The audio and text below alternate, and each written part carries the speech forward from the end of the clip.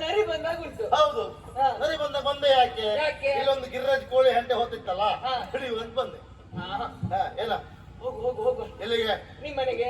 ನಮ್ಮನೆಗ? ಹೌದು. ನಮ್ಮನೆ ವಿಳಾಸ ನಿಮ್ಗೆ ಗೊತ್ತುಂಟಾ? ನಿಮ್ಗೆ ಗೊತ್ತುಂಟಲ್ಲ. ನಂಗೆ ನೆನಪು ಹೋಗಿದೆ ಈಗ. ಸುಮ್ನೆ ನಿಮ್ ಮನೆ ವಿಳಾಸ ನೋಡು. ನಾನು ಊರಿಗೆ ಹೋಗುವಾಗಿಲ್ಲ, ಮನೆಗೆ ಹೋಗುವಾಗಿಲ್ಲ. ಓದಿ ಸಾಕಿ ಕಾಯ್ತಾ ಇದ್ದಾರೆ ಯಾರು?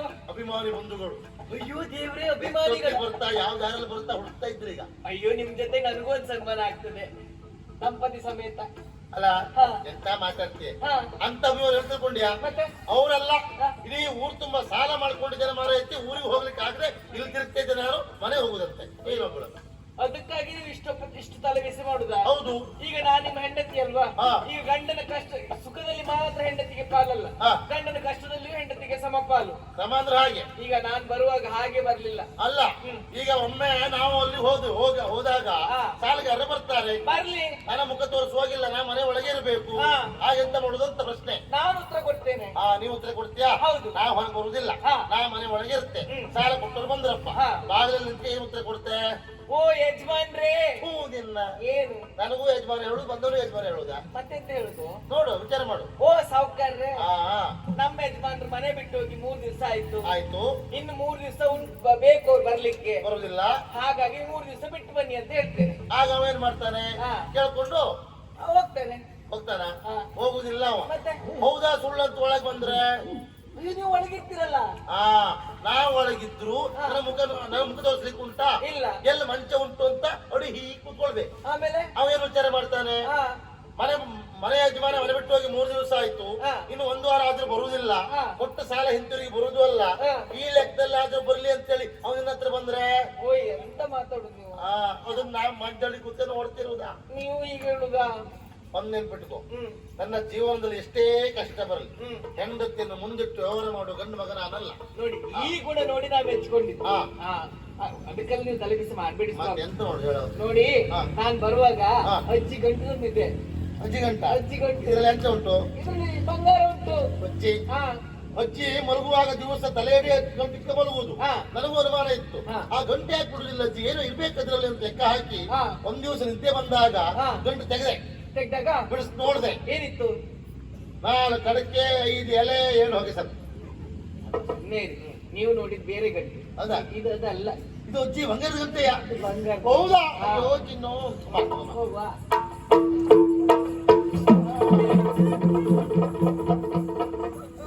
ಎಲ್ಲ ಮಾಡ್ಬೋದು ಪ್ರಮಾಣಕ್ಕೆ. ವ್ಯಕ್ತಿ ಹೆಚ್ಚವನೆ, ನರಿ ಬುದ್ಧಿಯವನೆ, ಕಾಗೆ ಕಣಿನವನೆ, ಅದು ಕಳ್ಳರ ಬಿಟ್ಟು ಕಳ್ಳರ ಮಾತ್ರ ಗೊತ್ತಾಗುದು ಮಾವ. ಏನೋ ಉಪಯೋಗ ಹೋಗದವನೆ ಮಾತಾಡ್ತಾನೆ. ಹೀಗೆ ಮಾಡಿದ್ರೆ ಹೀಗಾಗ್ತದೆ,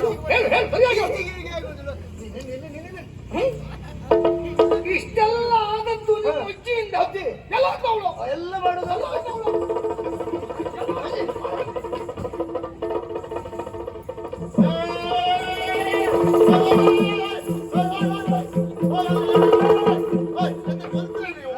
ನೀವೆಲ್ಲ ಒಟ್ಟು ಸೇರಿ ಏನು ಬ್ರಹ್ಮರಥ ಹೇಳಿದ? ಇದು ಕೊಲ್ಲೂರು ತೇರ ಇದೆ. ನಿನ್ನ ಪ್ರೀತಿಯ ಮೊಮ್ಮಗಳು ಈ ಕುಪ್ಪು ಮುಂಗ್ರಿ ಇವನು ಒಟ್ಟಿಗೆ ಹೊಡೋಗ್ತಾನೆ. ಏನ್ ಮಾಡ್ತಿದ್ಲು ನೋಡಿ? ಯಾರು ಮುಂಗ್ರಿ ಕುಪ್ಪು? ಏನ್ ಮಾಡ್ತಿದ್ಲ ಅವಳ? ಪ್ರೀತಿ ಪ್ರೀತಿ. ಎಲ್ಲಿರುವೆ ತಂದೆ ಬಾರೋ ಮಾರುತಿ, ಎಲ್ಲಿರುವೆ ತಂದೆ ಬಾರೋ. ಪಾಪ ಅವಳಿಗೆ ದಿವಸಕ್ಕೆ 4-5 ಬಾರಿ ಮಾರುತಿ ಬಾಯಲ್ಲಿ ಬರೆದಿದ್ದೆ, ಅವಳಿಗೆ ನಿದ್ದೆ ಬರುದಿಲ್ಲ.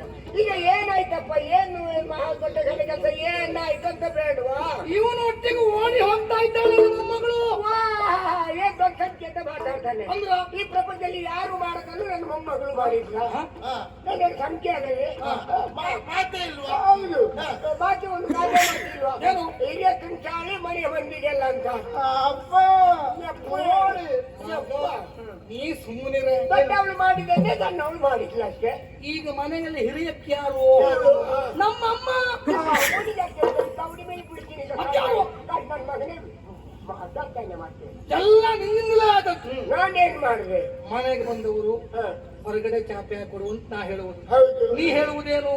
ಒಳಗೆ ಬರ್ಲಿ, ಒಳಗೆ ಬರ್ಲಿ. ಚಳಿ ಇತ್ತು ಮಗ, ಇಬ್ನಿ ಜೋರಾಗಿ ಬೀಳ್ತಾ ಉಂಟು, ಒಳಗ್ ಬಂದ್ ಮಾಡ್ಕೊಂಡು ಹೋಗಿ ಅಂತ ಹೇಳಿ. ಏನಾದ್ರೆ ತಪ್ಪಾಯ್ತು? ಮನೆ ಹಾಳಾಗೋಯ್ತು ನಿನ್ನ. ಏನಾಯ್ತಾ? ಎಲ್ಲ ಹಾಳಾಗೋಯ್ತು. ಛೆ, ಏನ್ ಬೇಕಿದ್ರು ಮಾಡ್ಕೊಂಡು ಸಾಯ್ಲಿ. ಈಗ ಪ್ರೀತಿ ಮಾಡಿ ತಪ್ಪ ಅಲ್ವಾ? ಏನ್ ತಪ್ಪು? ಅವ್ರಿಗೆ ಕೊಡ್ಬೇಕು, ಏನಾಗ್ತದೆ ಹೇಳಿ? ಅದೇ ನಾನು ಹೇಳಿ, ಪ್ರೀತಿ ಪ್ರೇಮ ಅಂದ್ರೆ ಸಾಮಾನ್ಯದಲ್ಲ. ಈಗ ಯಾರು ಅವಳನ್ನು ಮೈ ಮೇಲೆ ಕೈ ಹಾಕಿದ್ನೋ, ಯಾರು ಯಾರನ್ನು ಮೆಚ್ಚಿದಾರೋ ಅವರಿಗೆ ಕೊಟ್ಟು ಮದುವೆ ಮಾಡಿದ್ರೆ ಆಯ್ತು. ಕೊಟ್ರೆ ನಾಯಿ ಮುಟ್ಟಿದ್ದು ನಾಯಿ. ಎಂತ ಹೇಳುದು ನೀವು? ಯಾರು ಮೆಚ್ಚಿಕೊಂಡಿದ್ದಾರೋ ಅವ್ರಿಗೆ ಮದುವೆ ಮಾಡ್ಕೊಡ್ಬೇಕು. ಅದೇ ಹೇಳಿದ್ದು ನಾನು. ಮದುವೆ ಮಾಡಿಬಿಟ್ರೆ ಆಯ್ತಪ್ಪ. ಹಾಗಿದ್ರೆ ನೀನೇ ಮದುವೆ ಮಾಡ್ಕೊಡು ಅವನಿಗೆ. ಎಲ್ಲ ಹಾಳಾಗೋಯ್ತು. ಅಜ್ಜಿ, ನಾನೇನಾದ್ರೂ ತಪ್ಪು ಮಾಡಿದ್ನಾ? ಇಲ್ಲ ಮಗ, ಏನ್ ತಪ್ಪು ಮಾಡ್ಲಿಲ್ಲ. ನಿನ್ನ ಅಜ್ಜಿದಾರಿಯನ್ನೇ ನೀನ್ ಹಿಡಿದೆ ಮಗ, ಸಂತೋಷ ಆಯ್ತು. ಅಂದ್ರೆ ನೀವು ಅಜ್ಜೊಟ್ಟಿಗೆ ಓಡ್ಬೋದಿತ್ತೆ.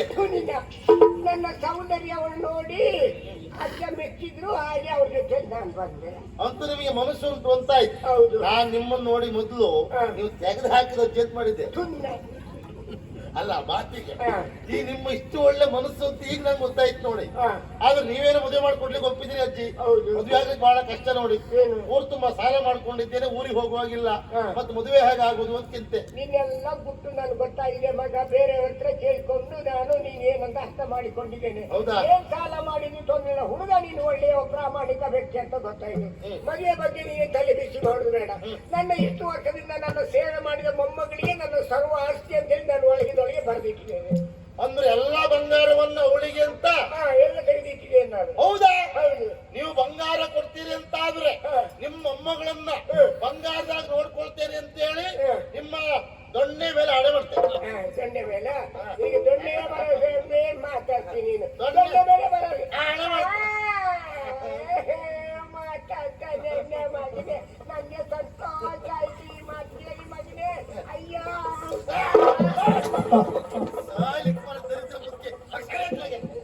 ಮೆಲ್ಲ ಮೆಲ್ಲನೆ ಬಂದನೆ